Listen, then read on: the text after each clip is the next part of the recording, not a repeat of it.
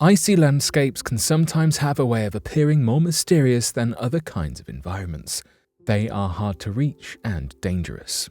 So today, here at Unexplained Mysteries, we are going to look at 3 recent discoveries.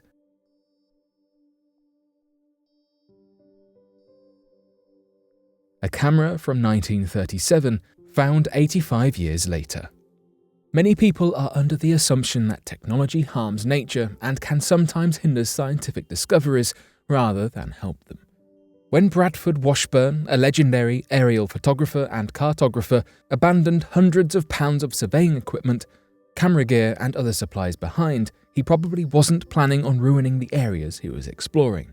But sudden inclement weather in Canada's freezing Yukon region caused him to leave his stuff behind, with scientists stumbling upon this long-lost collection of gear 85 years later. As it turns out, this was not necessarily a harmful occurrence. Because of the leftover equipment deep in the frost, the team of scientists, researchers and professional mountain explorers were able to glean some important information about the environment and how it changed over time, adapting to and around the gear. A team of researchers and professionals went out in search of Washburn's equipment and thought they were unsure of whether or not they would be able to find it. While they knew where to look generally speaking, Mount Lucania in the St. Elias Mountains was still a difficult task to take on, akin to finding a needle in a haystack, said Griffin Post, a professional big mountain skier who participated in the search. It was not until the second time the large group set out in search of the equipment that they were finally able to find it. On the last day of their trip, Dora Medricka, a glaciologist from the University of Ottawa, came up with a new theory to calculate the rate at which the Walsh Glacier could be moving, and as a result, where the camera equipment and other supplies could be hidden.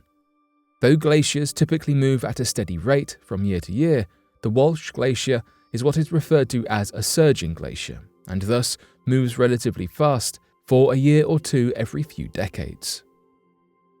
Medricka noticed piles of debris had travelled across the length of the glacier, indicating a different rate of movement on part of the ice landmark.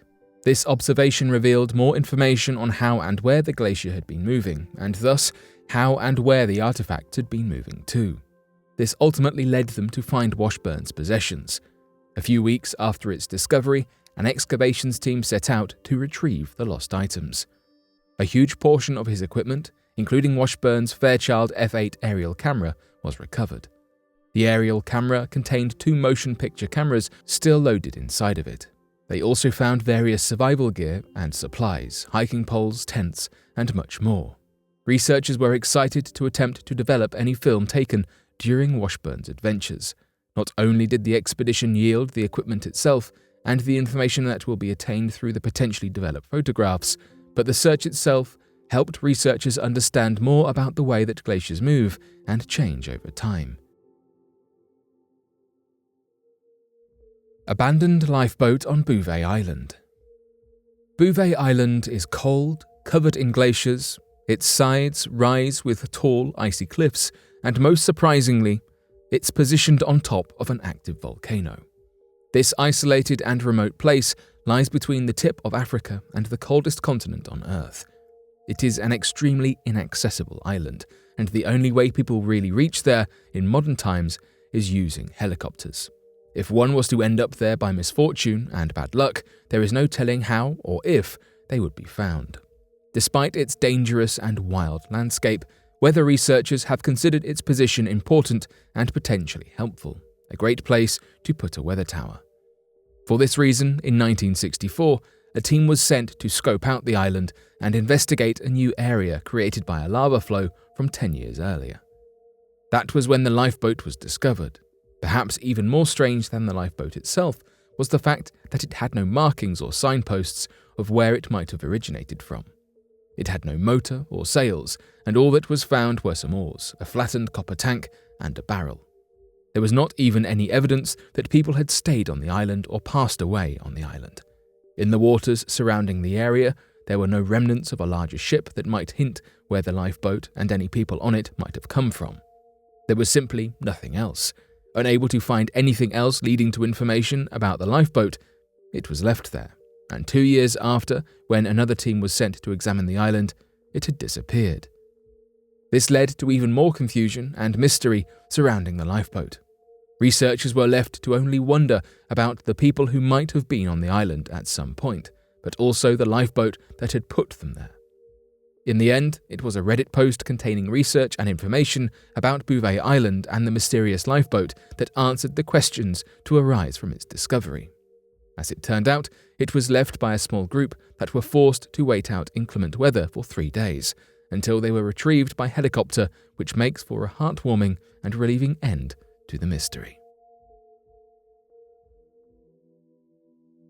Antarctica's Lake of Ostock, teeming with life. When you think about ice, you probably don't really think about life. This may be because the cold is uninviting and difficult to traverse. If you think about Antarctica, such a probability decreases, and yet scientists discovered that despite the extremely cold temperatures and freezing environment, the dark waters of Lake Vostok, deep beneath the West Antarctic ice sheet, are full of bacterial life. This finding also correlates to another in Lake Williams, where an expedition in 2013 revealed bacterial life.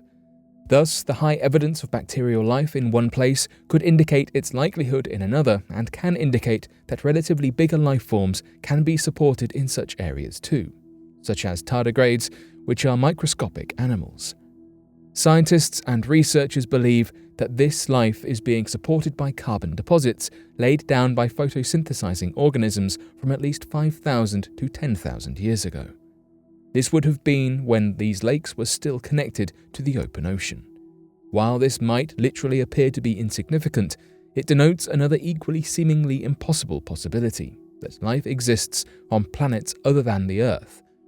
On Mars, for example, there were signs of a buried lake of liquid saltwater reported in 2020 by the European Space Agency's orbiting Mars Express aircraft.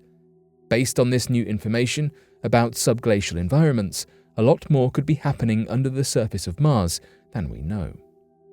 John Priscu, who was the expedition leader for this discovery in Lake of Ostock and a professor of polar ecology at the University of Montana, stated that any life forms beneath the frozen surface of Mars could likely follow the same patterns as those found within Lake William and Lake of Ostock.